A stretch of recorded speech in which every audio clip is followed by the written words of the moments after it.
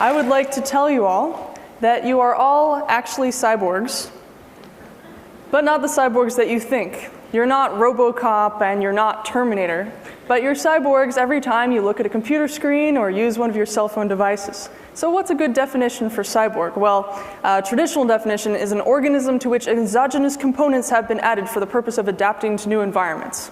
That came from a 1960 paper on space travel, because if you think about it, space is pretty awkward. People aren't supposed to be there, but humans are curious and they like to add things to their bodies so that they can go to the Alps one day and then become a fish in the sea the next.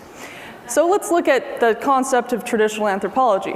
Somebody goes to another country, says how fascinating these people are, how interesting their tools are, how curious their culture is, and then they write a paper and maybe a few other anthropologists read it and we think it's very exotic.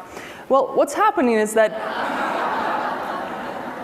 we've suddenly found a new species. I, as a cyborg anthropologist, have suddenly said, oh wow, now suddenly we're a new form of Homo sapiens, and look at these fascinating cultures, and look at these curious rituals that everybody is doing around this technology. They're clicking on things and staring at screens.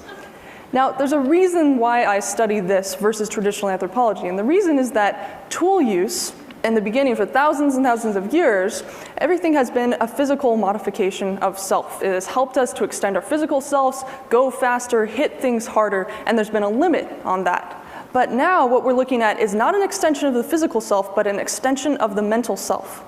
And because of that, we're able to travel faster, communicate differently. And the other thing that happens is that we're all carrying around little Mary Poppins technology. We can put anything we want into it, and it doesn't get heavier, and then we can take anything out. What does the inside of your computer actually look like? Well, if you print it out, it looks like 1,000 pounds of material that you're carrying around all the time. And if you actually lose that information, it means that you suddenly have this loss in your mind, that you suddenly feel like something's missing, except you aren't able to see it, so it feels like a very strange emotion.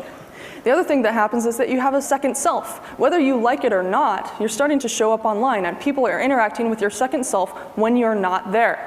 And so you have to be careful about, leaving your front lawn open, which is basically your Facebook wall, so that, people don't write on it in the middle of the night, because it's very much the equivalent. And suddenly we have to start to maintain our second self. You have to present yourself in digital life in a similar way that you would in your analog life. So in the same way that you wake up, take a shower, and get dressed, you have to learn to do that for your digital self. And the problem is that a lot of people now, especially adolescents, have to go through two adolescences. They have to go through their primary one that's already awkward, and then they have to go through their second self's adolescence. And that's even more awkward because there's an actual kind of history of what they've gone through online. And anybody coming in new to technology is an adolescent online right now. And so it's very awkward, and it's very difficult for them to do those things. So when I was little, my dad would sit me down at night and he would say, I'm going to teach you about time and space in the future. And I said, great. And he said one day, what's the shortest distance between 2 points? And I said, well, that's a straight line. You told me that yesterday. I thought it was very clever. He said, no. Here's a better way. He took a piece of paper, drew A and B on one side and the other, and folded them together. So where A and B touched, and he said, that is the shortest distance between 2 points.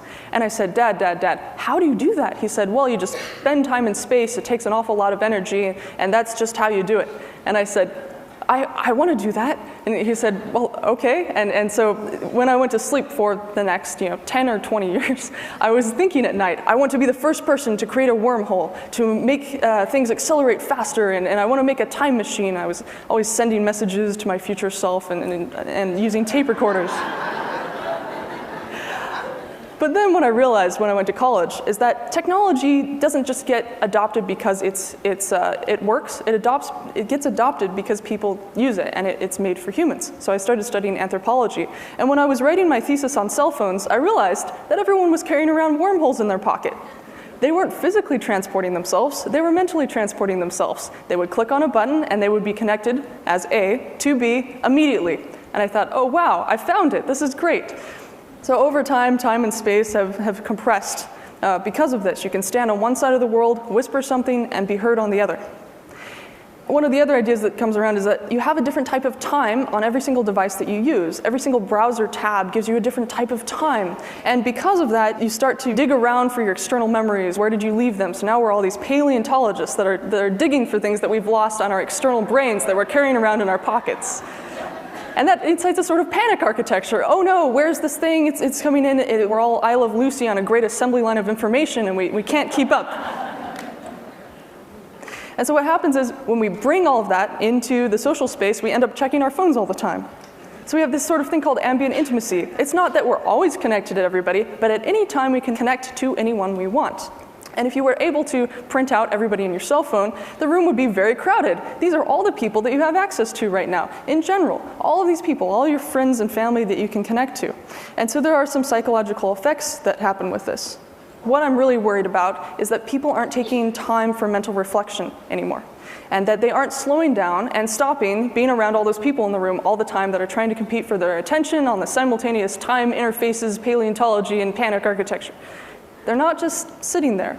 And really, when you have no external input, that is the time when there's a creation of self, when you can do long-term planning, when you can try and figure out who you really are.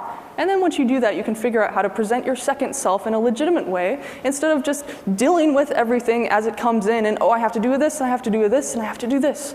And so this is very important. I'm really worried that especially kids today, they're not going to be dealing with this downtime, that they have an instantaneous button-clicking culture, and that everything comes to them, and that they become very excited about it and very addicted to it.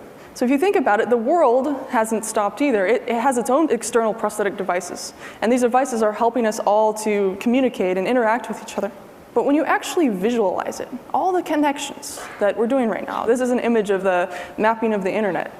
It doesn't look technological. It actually looks very organic. This is the first time in the entire history of humanity that we've connected in this way.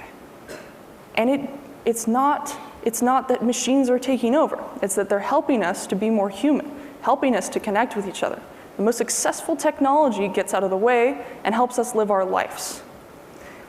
And really, it ends up being more human than technology because we're co-creating each other all the time. And so this is the important point that I like to study.